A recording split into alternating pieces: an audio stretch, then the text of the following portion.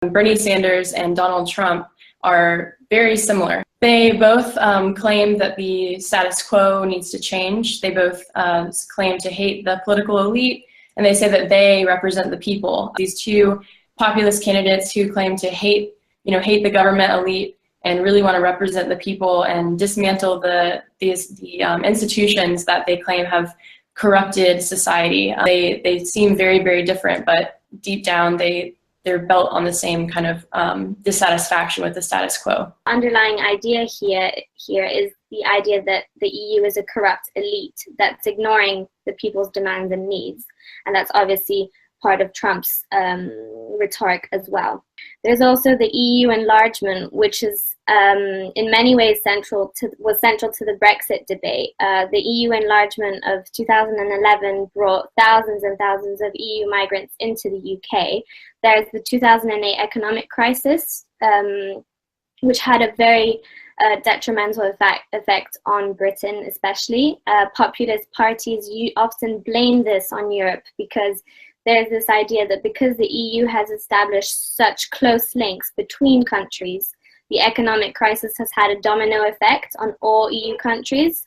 So the economic insecurity in a country such as Greece or Spain has had an effect on Britain, which has had an effect on France.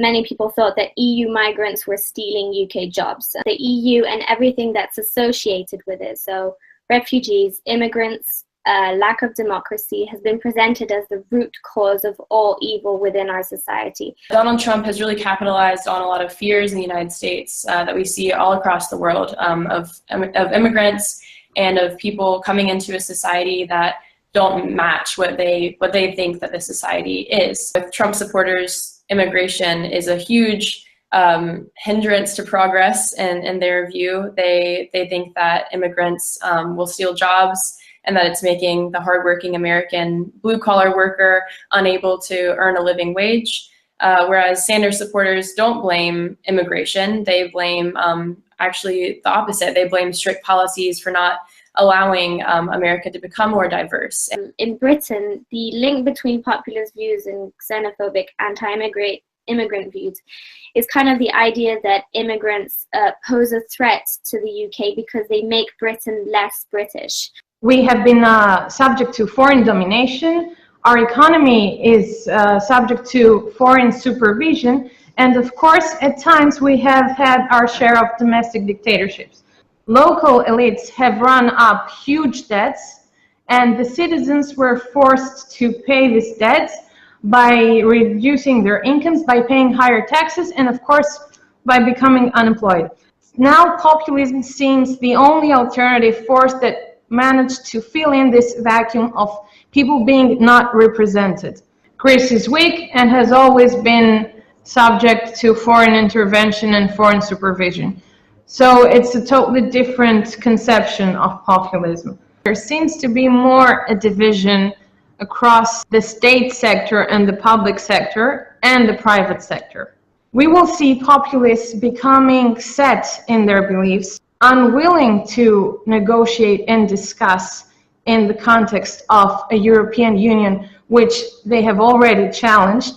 And this will test the resilience of the EU at least. While all anti-establishment movements are based on grievances and seek to revise traditional political and social institutions, they disagree on what those grievances and institutions are.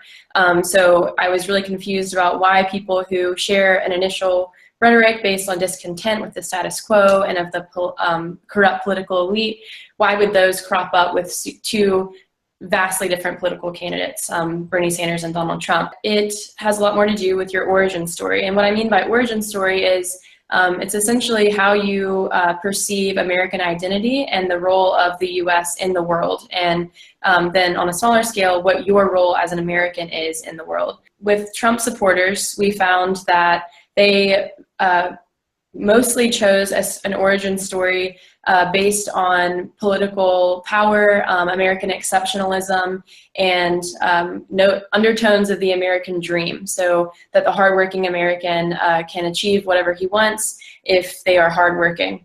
While the Bernie Sanders voters typically chose an origin story that was based on equality under the law, racial equality, and they really saw American identity as being formed when the U.S. Civil Rights Act was passed, so in the 1960s, when everyone became equal under the law. Bernie Sanders really pushed Hillary Clinton's policies more to the left, especially with trade deals, with racial issues, mass incarceration issues, and especially with income and wealth inequality, which was Bernie Sanders' platform campaign issue. The issue really is that millennial voters and young people in general just aren't showing up to the polls as much as the older generations. There is, I think, this growing disillusion, specifically with the European Union. People all around Europe are realizing that a lot of EU legislation, they're giving no consent, and the state obviously, I think, is mismanaging the communication between EU institutions, nation state, and society. Populism in the US is significantly different from populism in Europe. I see a huge parallel between the Brexit Leave campaign and the Donald Trump supporters. Donald Trump, for Americans, has been a megaphone for I guess they would call them not politically correct opinions, and that are just, that's their truth, and they feel like Donald Trump has really allowed them to speak their mind for the first time. And I think that in Britain, showing up to the polls and voting to leave empowered a lot of people and allowed them to feel for the first time in a long time that their opinions mattered and were being heard.